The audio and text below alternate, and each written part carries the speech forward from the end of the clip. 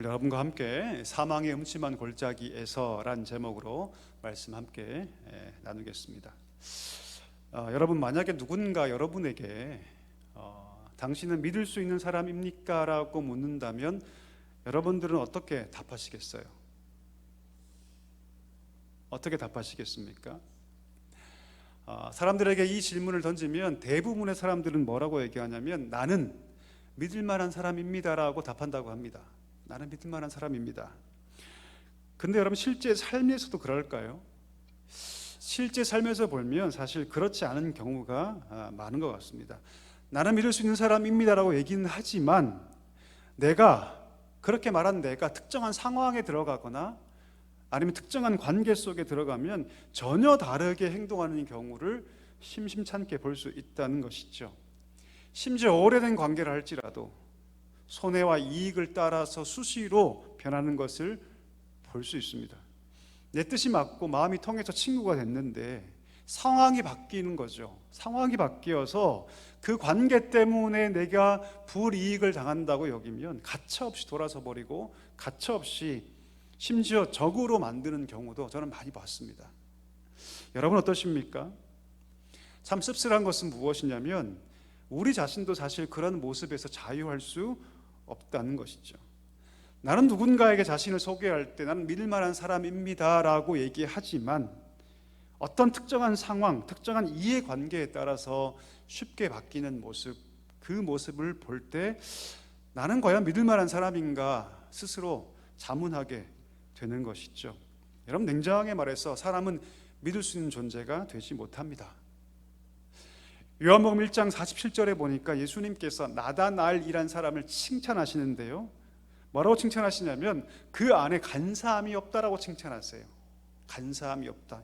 이 헬라어 단어가 돌로스란 단어인데 이 뜻이 무엇이냐면 사람을 쉽게 속이고 상황에 따라서 얼굴을 바꾸는 행위, 가식적이고 위선되게 행동하는 것을 바로 이 돌로스란 단어로 표현합니다.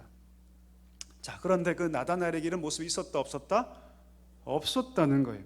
대부분의 사람들에게는 심지어 이스라엘 백성이라 할지라도 그런 간사함들이 분명히 있었는데 오늘 이 나다나엘에게는 그런 모습이 없어서 예수님이 그를 뭐라고 칭찬하시냐면 이 사람이야말로 참 이스라엘 사람이라고 우리 예수님이 칭찬하신 것을 볼 수 있습니다. 여러분, 사람 마음 가운데 다 간사함이 있죠. 쉽게 바뀌고 쉽게 속이고 싶어하는 그런 본성이 우리 가운데 있습니다. 쉽게 말하면 우리 인간이라는 존재가 쉽게 믿을 수 있는 존재가 아니라는 것이죠. 근데 놀라운 것은 뭔지 아십니까? 하나님께서 믿을 수 없는 우리를 부르셔서 하나님의 일에 동참하게 하신다는 사실입니다. 왜 하나님은 그러면 믿을 수 없는 백성인 우리 사람을 부르셔서 하나님의 일에 동참하게 하실까요? 왜 하나님 우리를 사용하실까요? 하나님께서 택한 백성이기 때문에 내가 택한 백성이니 세상 사람과 조금 다르게 행동했구나라고 우리를 믿기 때문입니까? 아니, 그렇지 않습니다. 하나님 우리를 믿기 때문에 우리를 부르시는 것이 아니라, 우리를 쓰시는 것이 아니라 하나님의 성품에 따라서, 하나님 자신의 성품에 따라서 그렇게 행동하시는 것이죠. 하나님은요, 사람을 의존해서 일하시는 분이 아니라 스스로의 신실하심을 따라서 하나님은 일하는 분인 줄 믿습니다. 오늘 본문이 그것을 너무나 명확하게 잘 보여주고 있죠. 우리 사람이란 존재는 늘 손바닥을 뒤집는 것처럼, 하루에 여러분 손바닥을 얼마나 많이 쉽게 뒤집습니까? 그것처럼 똑같이 우린 그렇게 쉽게 변하고 늘 간사하게 행동할 수 있지만 하나님의 신실하심은 바뀐다, 바뀌지 않는다? 결코 바뀌지 않는다. 어떤 여건과 어떤 상황에 따라 하나님은 결코 그 신실하심을 변개하지 않는다. 심지어 하나님께 택하신 그 인간이 설령 다른 길을 간다 할지라도, 잘못된 길로 간다 할지라도 하나님은 그 손길을 거두거나 포기하지 않는다는 사실입니다. 따라서 여러분, 우리가 믿을 수 있는 것은 우리 자신도 아니고요, 내가 의지하는 그 어떤 사람도 아니고요, 환경도 아닙니다. 우리가 의지할 수 있는 사람은 누구밖에 없냐면, 누구밖에 안 계십니까? 하나님밖에 없는 줄 믿습니다. 여러분, 오히려 우리 인간은요, 하나님의 일에 방해물이 되기도 하죠. 우리 욕심과 우리 이기심이 수시로 그 하나님의 일을 방해하고 때로는 심지어 어지럽히는 그런 일들을 하기도 합니다. 그럼에도 불구하고 하나님의 일은 멈추지 않죠. 따라서 사랑하는 성도 여러분, 우리가 의지할 분은 하나님밖에 없는 줄 믿습니다. 우리가 소망하고 의지할 분 오직 하나님밖에 없는 줄 믿습니다. 오늘 여러분과 함께 이 다윗의 한 스토리를 함께 보게 될 텐데요, 오늘 이 다윗의 사건을 통해서 저와 여러분이 하나님이 누구신가 그 은혜를 깊이 확인할 수 있는 시간 되기를 축복합니다. 그래서 더욱더 하나님을 의지할 수 있는 우리 모두가 되기를 간절히 소망합니다. 이런 다윗을 우리가 잘 알고 있지 않습니까? 다윗은요, 그가 왕으로 즉위하기 전까지 수도 없이 도망 다녔던 도망자였습니다. 누구로부터 도망 다녔을까요? 사울로부터 도망 다녔습니다. 이스라엘 초대 왕이었던 사울로부터. 심각한 위기 속에서 자기를 지키기 위해서 그는 정말 안간힘을 다합니다. 고심하죠. 그리고 늘 살 국리를 찾습니다. 오늘 본문에 보니까 그가 살 국리를 찾는데 고심 끝에 어떤 결론을 내리냐면, 내가 어디로 가자? 적국이었던 블레셋으로 가자. 블레셋으로 가자. 자기가 계속 이스라엘 땅 아래 남아있다면 이 사울이 어떻게든 자기를 또다시 찾고 죽이러 올 것이 분명했습니다. 그래서 사울이 결코 올 수 없는 땅, 사울이 결코 쫓아올 수 없는 블레셋 땅으로 내가 가야겠다라고 다윗이 마음 먹습니다. 결단해요. 왜 그럴까요, 여러분? 지금 블레셋은 이스라엘과 어떤 상황이에요? 적대 국가죠. 적대 국가입니다. 그리고 블레셋은 군사력도 그 당시에 굉장히 강했죠. 따라서 내가 블레셋으로 가면 사울도 함부로 할 수 없는 상황일 거라고 그가 판단합니다. 자신이 그곳으로 가면 자기는 드디어 원하는 자유를 얻게 될 거라고 다윗은 생각합니다. 가서 망명하게 되면 블레셋이 자기를 지켜줄 거라고 그는 생각합니다. 내가 앞으로는 편하게 살겠지. 내가 더 이상 사울의 그 위험을 두려워할 필요가 없겠지. 그렇게 생각하고 블레셋에 가서 심지어 망명까지 합니다. 여러분, 다윗이 누굽니까? 다윗은 하나님으로부터 이후에 이스라엘의 왕으로 기름 부은 사람이 아닙니까? 그런데 그런 다윗이 블레셋으로 망명한다는 것은요, 여러분, 결코 쉽게 생각해서는 안 될 그런 문제였습니다. 그런데 오늘 다윗은 그 모든 판단과 결정을 너무나 쉽게 해버리죠. 그가 하나님께 기도합니까? 기도하지 않습니까? 기도하지 않아요. 물어보지 않습니다. 너무나 인생의 중요한 문제인데, 심지어 하나님께서 그를 다음 왕으로 기름 부었는데 그는 블레셋 땅으로 도망가는 것에 있어서 조금도 하나님께 기도하지 않습니다. 오로지 자기의 안위만을 생각하죠. 그리고 심지어 그것에 가서 망명해버리죠.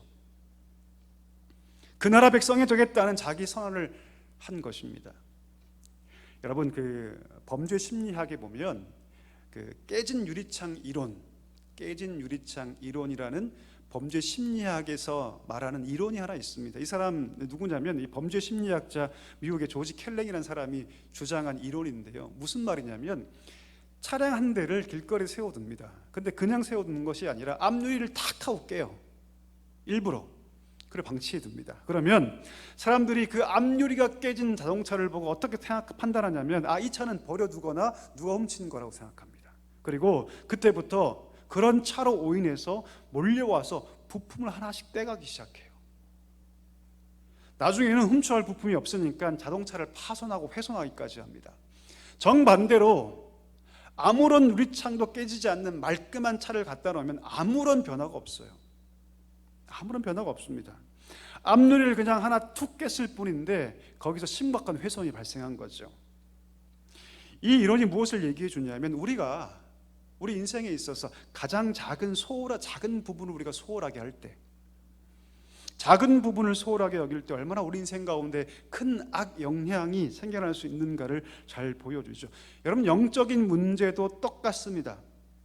여러분, 우리의 삶의 위기가, 영적인 침체가 한 번에 찾아올까요? 사실 그렇지 않습니다. 영적인 부분을 우리가 볼 때 작고 약한 부분, 가볍게 여길 때, 예를 들면 기도가 멈춰지기 시작하고 말씀 생활이 사라지기 시작할 때, 그런 작은 변화를 그냥 방치하기 시작할 때, 작은 죄에 내가 무감각해지기 시작할 때, 그 작은 죄의 상황에 우리가 타협하기 시작할 때, 여러분 그것을 방치하면요 결국 큰 영적인 문제에 직면하게 되는 것이죠. 오늘 본문에 다윗이 딱 그랬습니다. 그는 블레셋으로 망명하는 것을 대수롭지 않게 여겼습니다. 하나님께 묻지도 않았죠. 그런데 사울이라는 그 위협을 피하고자 내렸던 그 작은 불신앙의 그 결정이 자신에게 너무나 큰 쓰나미처럼 덮쳐올 것을 그는 전혀 상상하지 못했던 것입니다. 한번 상상해 볼까요? 생각해 볼까요? 그는 블레셋에서 아무런 위협 없이 살아갈 만했을 겁니다. 근데 어느 날 모여서 블레셋 방백들이 회의를 하죠.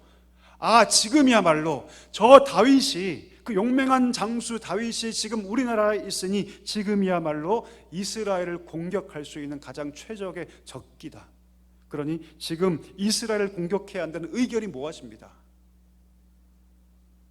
지금 다윗은 아기스 왕이 준 시글락이라는 땅에서 그의 군사들과 가족들과 함께 잘 살고 있어요. 평안하게 살고 있어요. 그런데 아기스 왕이 그 결정을 한 다음에 다윗을 불러서 이렇게 말하는 거죠.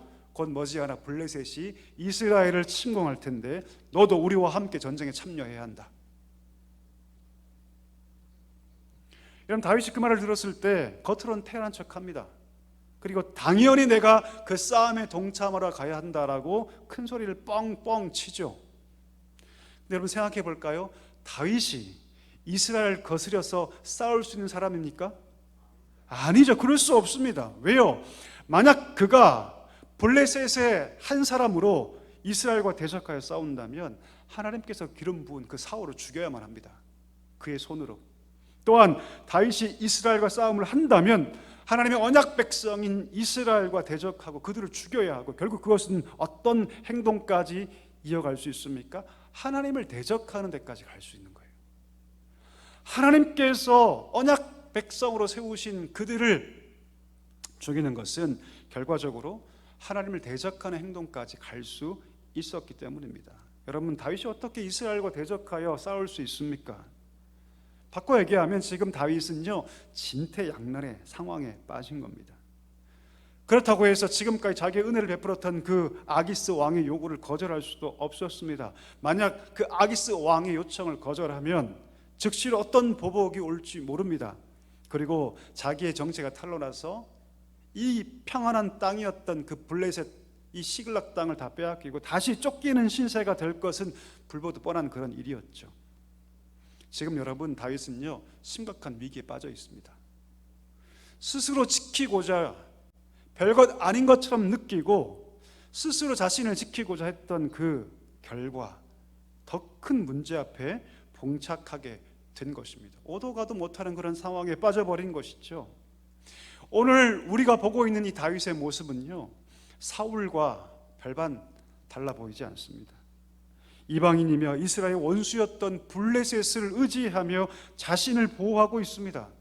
심지어 아기스의 신임을 얻기 위해서 거짓말도 하죠. 내가 이스라엘 근처에 있는 사람을 쳤다고 거짓말도 합니다. 오늘 다윗의 모습은 분명 하나님을 잊어버린 것 같은 그런 모습입니다. 하나님과 전혀 상관없는 그런 삶을 살고 있는 것처럼 보입니다. 오늘 이 다윗에게 사실 하나님의 은혜가 필요한 것이 아니라 하나님의 회초리, 하나님의 심판이 저는 당연해 보입니다. 그가 지금 보이고 있는 불신앙을 보면 그냥 그렇게 하나님께 내버려 두셔서 이스라엘 전쟁에 참여하게 하고 처참한 낭패를 당하게 하는 것이 어쩌면 마땅해 보이지 않습니까?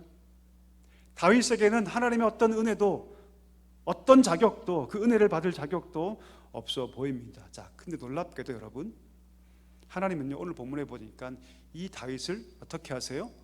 보호해 주세요. 오늘 하나님께서 이 다윗을 지켜주세요.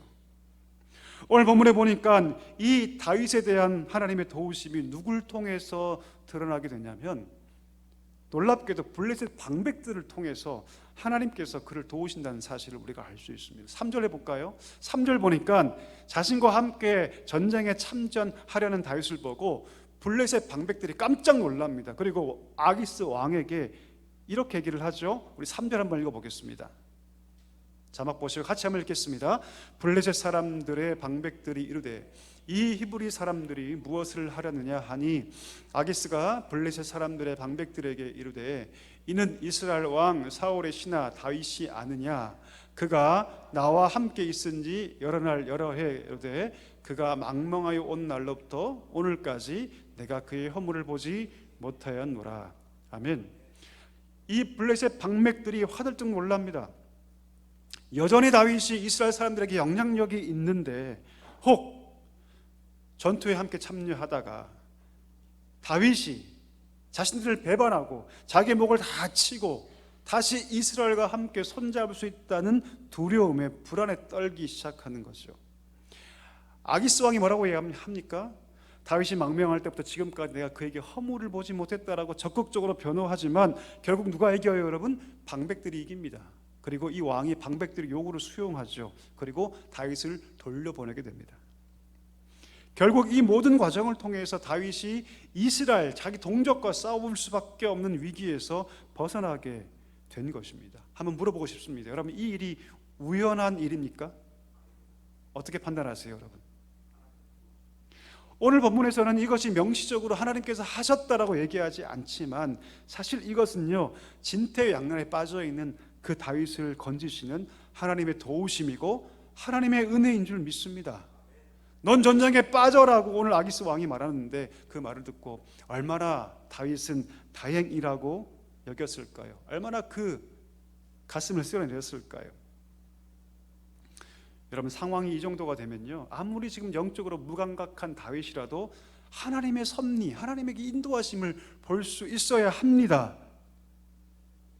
흘러가는 모든 사건 속에서 하나님의 그 놀라우신 인도하심, 그 은혜를 깨달았어야 합니다. 안 그런가요, 여러분? 자, 그런데 다윗은요 하나님의 그 도우심, 보호하심을 인지하지 못합니다. 깨닫지 못합니다. 우리 8절 한번 읽어볼까요? 8절도 한번 읽어보겠습니다. 다윗이 아기스에게 이르되 내가 무엇을 하였나이까?